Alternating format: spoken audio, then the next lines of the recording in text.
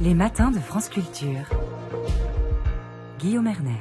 Transparence, expertise, démocratie directe, les injonctions pour mener une bonne politique sont nombreuses, mais sur quoi reposent-elles? Les hommes et les femmes politiques doivent-ils être dans le vrai pour prendre les bonnes décisions, pour confronter désir populaire et réalité politique? Nous sommes en compagnie de la philosophe Gloria Origgi. Bonjour. Bonjour. Gloria Origgi, vous publiez La vérité est une question politique aux éditions Albin Michel. C'est une sorte de manuel où vous reprenez en philosophe les différentes catégories du politique telles que les ont perçues les philosophes, telles qu'on peut les percevoir au travers de faits d'actualité, comme par exemple l'épisode du Covid. Et c'est très étonnant de lire donc cette réflexion sur la vérité en politique, puisque de manière commune, on peut croire que la politique, c'est plutôt l'art du mensonge. Ça n'est pas ce que pensent les philosophes? C'est exactement ça. Ça veut dire politique et vérité n'ont jamais fait un grand couple. Enfin, c'est déjà Hannah Arendt disait justement la vérité c'est le domaine des faits et la politique c'est le domaine d'opinion et disons et le mensonge peut être une caractéristique, disons, du discours politique dans plein de cas.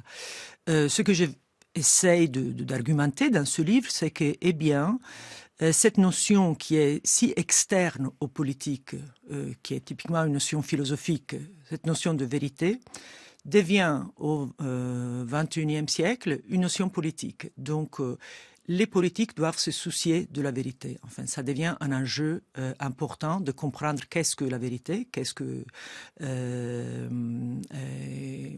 comment on la construit, enfin comment on construit les faits, comment on la présente aux autres. Est-ce que les citoyens comprennent qu'il s'agit d'un discours vrai ou faux? Est-ce qu'on est capable de faire la différence entre un discours vrai ou faux?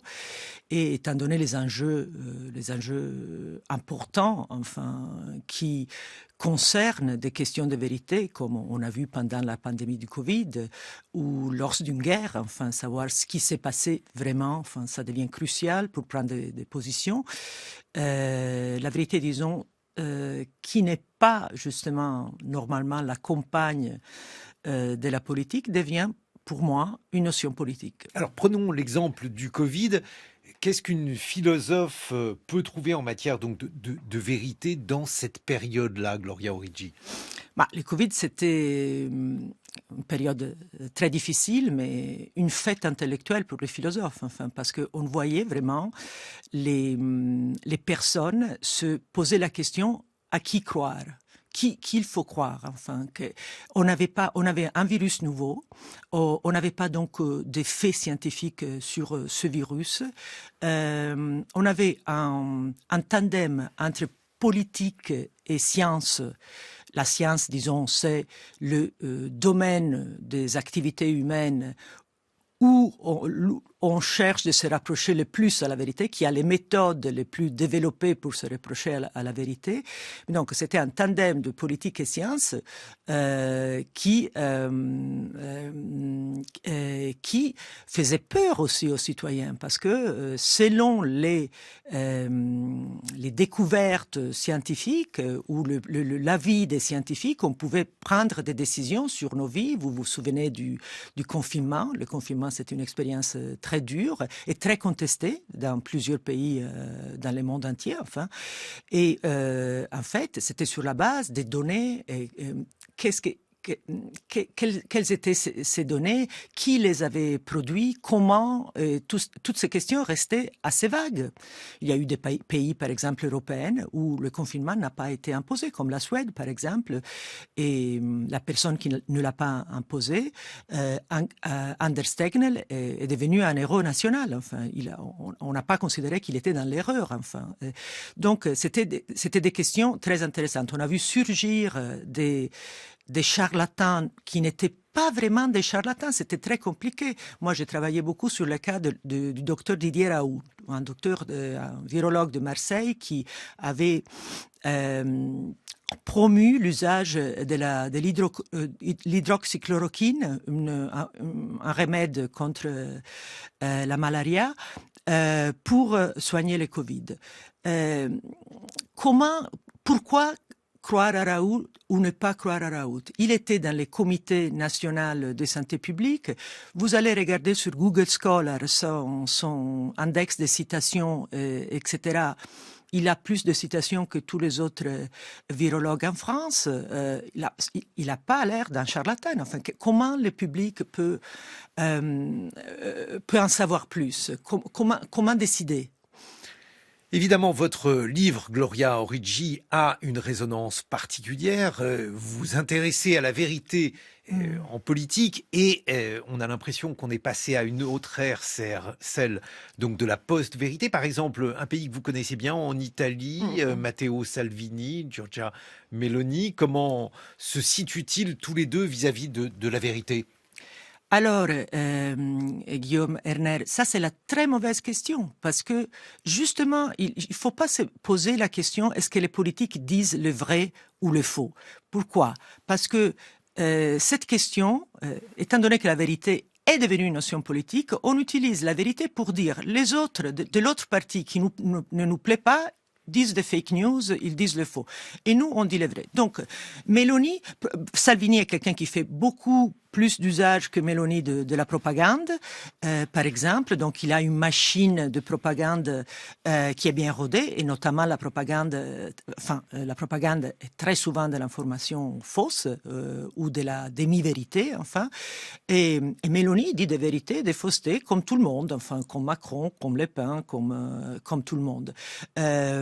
Donc, si la vérité devient une notion politique, on ne peut pas utiliser la vérité comme une hache pour dire, et c'est ce qui arrive maintenant, pour dire ceux qui sont dans l'autre camp disent le faux et nous, on dit le vrai. Donc, il y a le parti du vrai et les partis du faux. Ça n'existe pas. C'est tout simplement comment on construit cette vérité. Par exemple, si vous la construisez à travers seulement des slogans et des propagandes, vous pouvez dire avec la propagande des choses qui sont vraies. Mais si vous utilisez une technique comme la propagande, bon, c'est pas génial. Enfin, c'est pas vraiment démocratique. Donc, c'est une fois que la vérité devient si importante en politique, c'est d'autres questions qu'il faut se poser. On l'a compris, finalement, votre méthode, c'est d'aller à rebours de la manière de penser traditionnelle, Gloria Origgi, puisque vous expliquez que la vérité est une construction politique autant que la vérité scientifique, c'est-à-dire qu'il y a finalement des questions de plus en plus complexes parce que elles peuvent être à l'articulation donc de la science et de la politique, on l'a vu avec le Covid, ou avec des questions technocratiques. Qu'est-ce que ça signifie? Qu'est-ce que ça implique? Oui, je suivais votre émission en arrivant ici à France Culture et on a parlé de l'intégrité scientifique et d'une charte d'intégrité scientifique qui circule. À l'INSERM, c'est Alexandra Delbo qui en a parlé. Voilà, exactement. Et il faut, disons, les scientifiques doivent, disons, s'uniformer enfin à cette charte d'intégrité scientifique. Qu'est-ce que l'intégrité scientifique? Est-ce que les gens savent? Ça veut dire qu'il faut se comporter bien, s'habiller bien quand on va au laboratoire. Enfin, n'est pas harceler les collègues ou quoi. C'est une série de normes, de règles de transparence, de réplicabilité des expériences, de partage de données, de coopération, de assignation des postes académiques et de recherche d'une façon, disons, objective sur la base de la mérite et non pas sur la base parce que c'est ton cousin, comme on fait chez nous en Italie, par exemple, ou ton grand-père. Et donc, par exemple, l'intégrité scientifique, c'est un ensemble de normes, des valeurs qui sont du type politique, disons, qui font la science. Enfin, donc, la science et politique se ressemblent beaucoup plus que ce qu'on pense. Enfin, pour faire pour produire de la bonne vérité, il faut aussi de bonnes normes politique et morale. Enfin, donc c'est ce que j'essaye de faire dans ce livre, c'est de voir à quel point ces deux activités se ressemblent. Enfin. Bon, mais il y a dans l'actualité, Gloria Origi, un certain nombre d'affirmations politiques. Par exemple, quand Trump dit que les membres de l'OTAN doivent payer pour rester membres. Ah oui, ça c'est génial, parce que là, on rentre dans la catégorie des demi-vérités. Les demi-vérités sont quand vous utilisez quelque chose qui est un peu vrai, mais en fait, l'interprétation du public devient quelque chose de complètement faux. Il n'y a pas les comptes courants de l'OTAN à la banque où les pays versent des sous. Ça n'existe pas. Il n'y a pas une unité centrale de l'OTAN qui marche comme ça. Personne ne verse de l'argent à l'OTAN. Ce qu'il veut dire, enfin, c'est que les pays doivent augmenter leur budget d'investissement dans les dépenses militaires, ce qui a été à peu près fait partout en Europe après le tranchement de la guerre en Ukraine. Donc, c'est une façon de faire de la propagande. Là, typiquement, les demi-vérités sont le pain de la propagande. Enfin, qui fait passer quel message? Enfin, c'est nous les Américains qui payons cette fameuse banque de l'OTAN et tous les autres sont des escrocs. Enfin, c'est absolument pas comme ça qui marche. Et voilà, et c'est typiquement une technique de propagande. Gloria Origi, on se retrouve dans une vingtaine de minutes. Vous publiez donc La vérité est une question politique aux éditions Albin Michel. Vous serez rejointe par une ancienne politique, Chantal Joanneau. Elle a été ministre des Sports, elle a été secrétaire d'État chargée de l'écologie, elle a également été présidente de la Commission nationale du débat public et on va voir avec elle, avec donc son vécu de femme politique, comment elle observe l'usage de la vérité dans ce milieu qui a été le sien. 7h56 sur France Culture.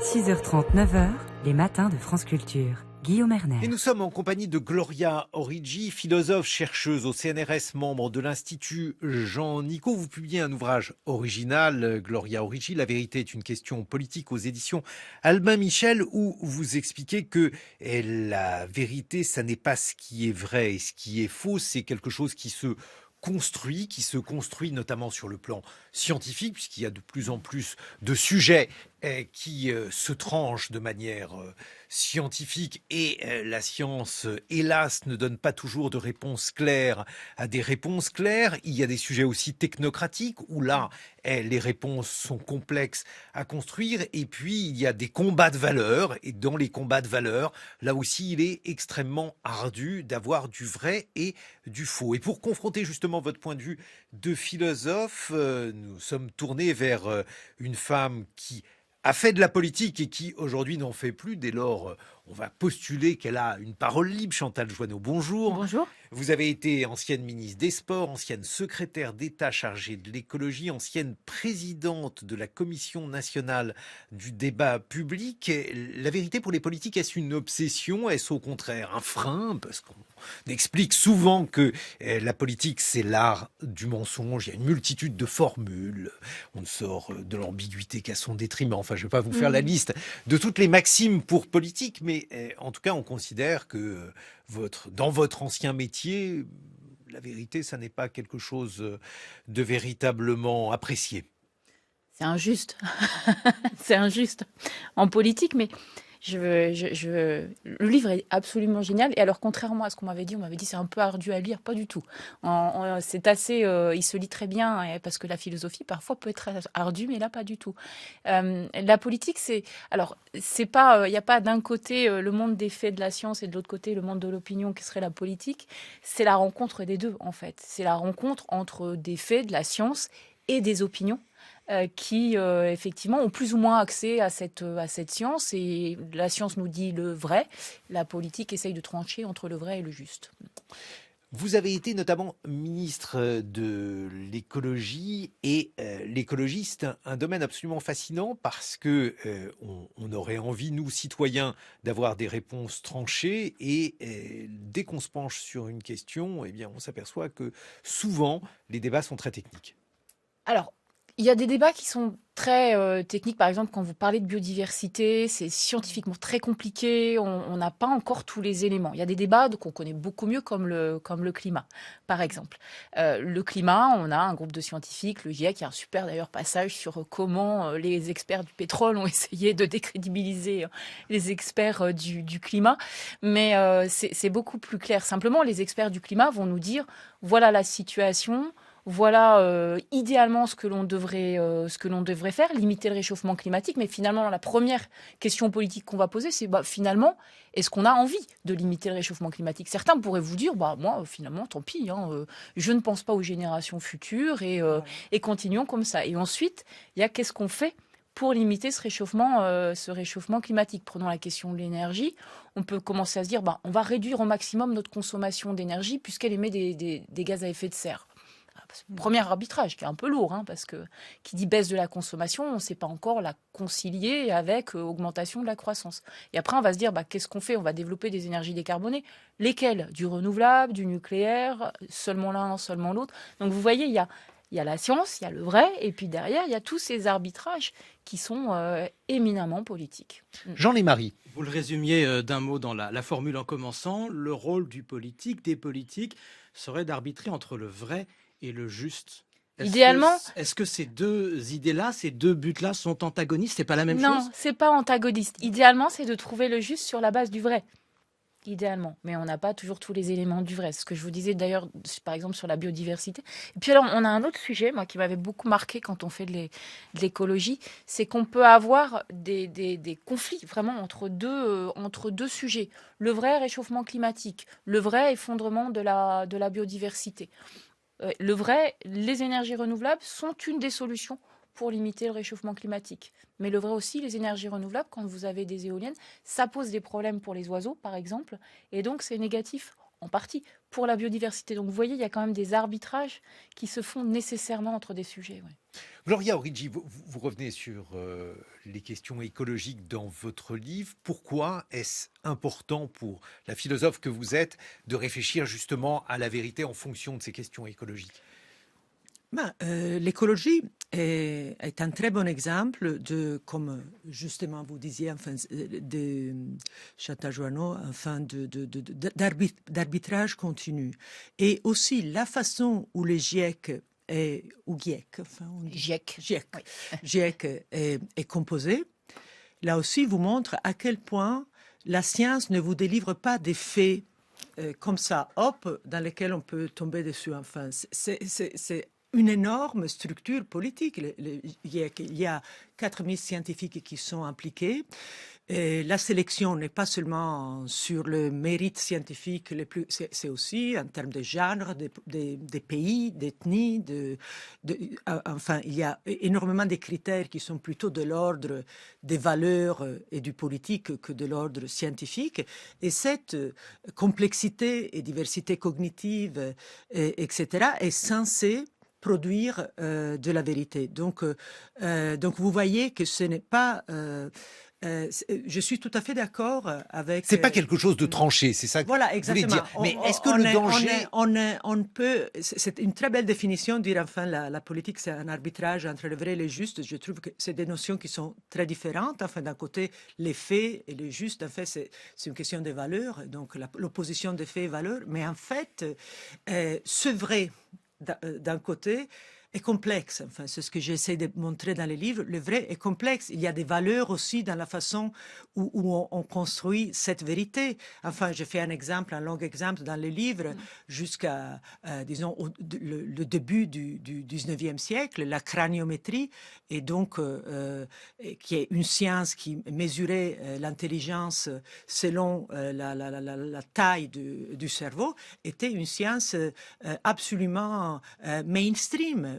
Broca en France, il y a une rue Broca à Paris, il était un des champions de la craniométrie, et je veux dire, on le considère encore un grand scientifique, etc. Je veux dire, et là, c'était des valeurs, bien sûr, qui produisaient ces entre guillemets, vérité. Mais le problème, justement, Gloria Origi, parce qu'on comprend bien que la vérité est construite, que rien n'est simple, que le GIEC n'est pas une sorte d'organisme pur, il y a des sélections, il y a des biais, etc. Mais bien souvent, dans le domaine de l'écologie, dans le domaine de la santé, l'action des lobbies consiste à nous faire croire que les choses sont plus complexes. Par exemple, sur la cigarette, pendant très longtemps, eh bien, les cigarettiers ont payé des gens, de faux experts ou des experts qui étaient là, en l'occurrence, uniquement voués au mensonge, pour nous faire croire que la nocivité de la cigarette était finalement un problème complexe. Voilà, là c'est un bon usage du doute, en fait un mauvais usage du doute.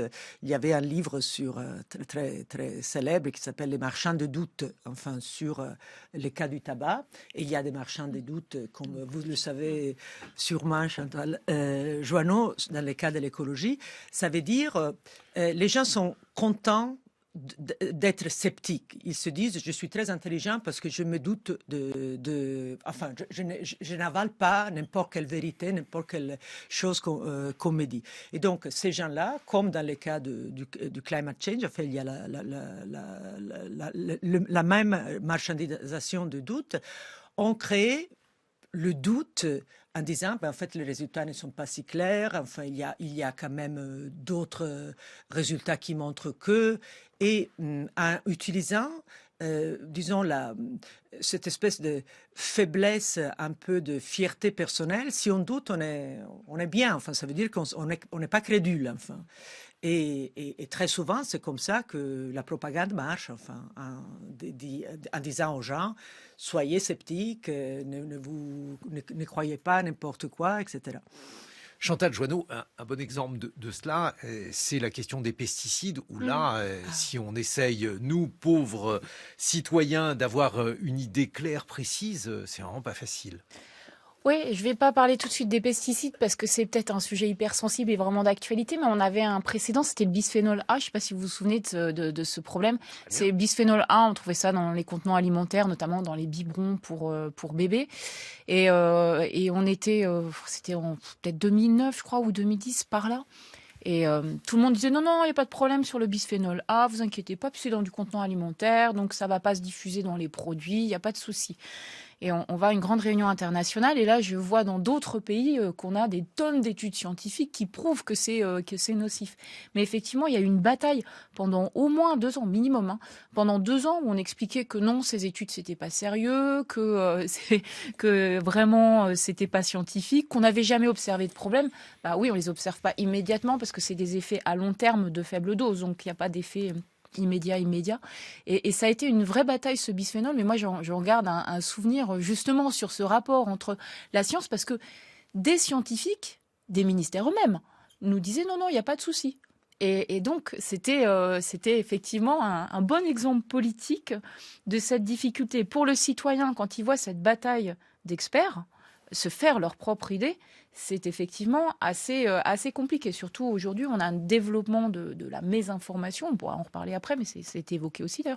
Mais c'est assez compliqué. C'est pas pour autant que le citoyen n'est pas légitime, loin de là. Et je pense qu'on va en reparler parce que c'est bien évoqué dans le livre, qu'il n'est pas légitime à s'exprimer et à débattre de ces sujets. Jean-Lémarie. Mais par exemple, si on prend cet exemple qui est important effectivement du bisphénol A, où était la principale bataille à l'époque, puisque vous étiez aux premières loges, du côté des scientifiques, du côté des politiques, face à l'opinion? Où pouviez-vous jouer? Où essayiez-vous de jouer à l'époque pour faire avancer les choses? Alors du côté des politiques, la question était très peu connue, elle apparaissait un peu technique, un peu particulière, donc il y avait peu de personnes qui s'étaient saisies du sujet. Et du côté des scientifiques, il y avait peu d'études, parce que pareil, on s'était pas vraiment intéressé au sujet. Et donc on manquait d'études, donc on les a trouvées dans d'autres pays, mais on manquait d'études. Et puis il y a eu aussi cette campagne de certains industriels qui expliquaient que non, déjà on pouvait pouvait pas s'en passer, que les substituts, donc les produits pour les remplacer, finalement seraient pires et que les bons produits, on les trouvait pas. Donc il y a eu cette bataille. Qu'est-ce qui s'est passé? Le bisphénol a été interdit. Il n'y a pas eu de drame. Ça s'est super bien passé. Ils avaient les substituts sous la main. Bon, certes, c'était peut-être un peu plus cher, c'est possible. Mais en tout cas, ces substituts existaient. Donc, c'était vraiment un exemple de cette bataille de désinformation d'experts, de ce manque d'expertise, manque d'accès à Là, c'était l'expertise. le bisphénol A. Au moins, on pouvait le remplacer. D'autres substances, c'est toujours compliqué en matière d'arbitrage de C'est ce qu'on savoir. nous dit à chaque fois. Enfin, vraiment, le bisphénol A, moi, on m'a droit dans les yeux. On me dit non, non, mais il n'y a pas de produit de substitution. Et puis, vous allez voir, c'est pire. Hein, c'est quand même beaucoup plus dangereux. Il n'y en a pas et c'est Bon. pire. Donc, du coup, voilà. Maintenant, j'ai toujours un doute quand on me dit ça. La question du citoyen, Gloria Origi, est justement lorsque il s'agit donc de se repérer parmi ces vérités qui sont des vérités complexes, qui sont des vérités soumises à expertise, sachant qu'il n'y a rien de plus difficile qu'expertiser les experts. Exactement. Qui juge les juges? Enfin, c'est comment. Enfin, je pense que la limitation qu'on a en tant que citoyenne, ce n'est pas l'ignorance.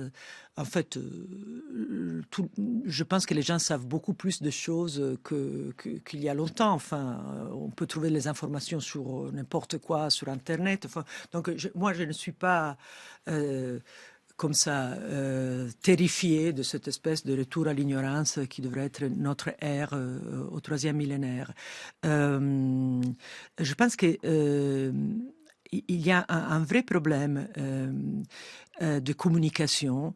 Les gens sont obligés, les citoyens sont obligés à faire confiance. Enfin, la confiance est la ressource cognitive pour apprendre, enfin, plus importante que nous avons. Ça veut dire, si je ne me fie pas à mes profs, à ma mère et mon père, à la télévision, etc., je n'apprends rien. Faites le compte dans votre cerveau de combien de croyances vous avez et essayez de mesurer combien de ces croyances sont dérivées par les autres, enfin, ont été acquises par les autres. C'est probablement les 95% des croyances que vous avez dans la tête. Enfin. Donc, comment faire confiance si vous voulez, la philosophie nous apprend à douter, à être plutôt sceptique, critique, etc. Mais en fait, la ressource cognitive la plus importante qu'on a, et particulièrement en cette période, étant donné les moyens de communication que nous avons, c'est la confiance. Donc, il faut trouver des façons de rendre les citoyens moins vulnérables, de les laisser, enfin, comment le faire, enfin, à travers une éducation qui permette de leur faire reconnaître quels sont les bons indicateurs de confiance. Comment je reconnais un expert? Pourquoi? Par exemple, parce que je suis capable d'estimer son travail en allant tout simplement sur Google Scholar et en voyant qu'il n'est pas un charlatan. Enfin, et des choses simples, mais des stratégies simples pour que les citoyens puissent juger de l'expertise. Chantal Joanneau, alors parlons des sujets qui fâchent, parlons des pesticides. Alors je vais pas vous demander une réponse définitive sur un sujet aussi vaste, mais quand on est politique et qu'on doit se faire une opinion là-dessus, j'imagine qu'on est en proie à toutes sortes de lobbies, d'intérêts contraires, de paroles contradictoires. Comment on fait lorsqu'on est secrétaire d'État à l'écologie et qu'on doit essayer de se construire une représentation des choses? La première chose, c'est alors il y a la question de la conscience, c'est d'avoir accès à vraiment une expertise pluraliste et contradictoire. C'est-à-dire qu'il faut aller regarder les différentes expertises des différents scientifiques et autant que possible le faire de manière un peu contradictoire, pas toujours les mêmes. Forcément, alors moi j'ai un principe de base, je prends toujours les institutions publiques, mais parce que je viens du public, donc j'ai naturellement confiance dans les institutions publiques. Il faut aussi écouter les lanceurs d'alerte. Bon, ils sont bien défendus quand même maintenant en France, mais il faut écouter les lanceurs d'alerte parce qu'on a quand même eu plusieurs cas qui venaient de lanceurs d'alerte. Et après, alors donc on a la partie scientifique, mais il ne faut pas oublier toute la partie conciliation avec la donnée économique, la donnée sociale. C'est-à-dire qu'on sait le où on veut aller, mais le comment on veut y aller, comment on concilie, comment on fait cette transition pour que ce soit quand même supportable pour tout le monde. C'est essentiel, surtout qu'on est en démocratie. On est en démocratie, donc on est. Il y a deux. Je relis ce que j'ai trouvé dans le livre que j'aime bien. Il y a deux choses que j'ai bien aimées. Science et scientisme font courir à la politique à risque de totalitarisme, c'est-à-dire que effectivement, si tout est déterminé par la science, il n'y a plus de démocratie. Évidemment, puisque la démocratie, c'est aussi la prise en compte justement des émotions. C'est un autre endroit là où vous évoquez l'éthos et le pathos. Et puis un autre point que j'aimais bien, c'est je fais la promotion. C'est une bonne attachée de presse. Si la politique, c'est une question qui est posée, si la politique est influencée par la science, est-ce que ça signifie que toutes les opinions ne se valent pas? Et ça, c'est une question centrale aussi, quand on évoque ce rapport entre science et politique, surtout dans une démocratie. Jean-Marie. À cet égard, vous avez une expérience importante aussi, Chantal Joanneau, c'est la Commission nationale du débat public, la place des citoyens au milieu de tout ça, entre les experts d'un côté, les politiques de l'autre, qui doivent prendre des décisions face à des projets précis, souvent controversés. Quelle est la place de la vérité et de la vérité scientifique dans les débats tels que vous les organisiez à la CNDP? Alors, ça renvoie exactement à ça. C'est-à-dire quand on fait un bon débat, on donne un maximum d'informations et on essaye qu'elles soient la mieux sourcée possible, la plus pluraliste, la plus contradictoire possible pour que le citoyen se fasse sa propre opinion. Maintenant, quand on fait ces débats-là, on attend effectivement des citoyens des prises de position. On attend aussi, et ça va peut-être vous étonner, qu'ils expriment leurs émotions, leurs sentiments, leur pathos. Parce que peut-être qu'ils ne savent pas tout et on est tous ignorants de quelque chose. Mais ces émotions, elles vont révéler derrière des questions, elles vont révéler des valeurs. Et quand on fait de la politique, c'est important. Et du coup, je reviens à ma première question qui est de bien concilier le vrai et le juste, la valeur, ce qui porte les citoyennes et les citoyens. Donc certes, quand on fait un débat, tout le monde a le droit de s'exprimer. Il est important qu'on prenne en compte tout ce qui est dit, que ce soit vrai ou faux. Et c'est important de connaître le faux. C'est important de savoir là où les personnes peuvent se tromper. Ensuite, évidemment, il y a la donnée scientifique qui, elle, vient apporter quelque chose de plus à la décision. Mais on ne peut pas discréditer un citoyen parce qu'il serait ignorant de quelque chose. Gloria Origi est justement là aussi la question de la démocratie avec la possibilité donc de discréditer un citoyen, la manière dont s'organise le débat. Tout cela est bien différent d'une manière univoque de voir la vérité. Je suis tout à fait d'accord avec Chantal Joanneau. Et je pense que la démocratie devrait être semblable à ces débats partout.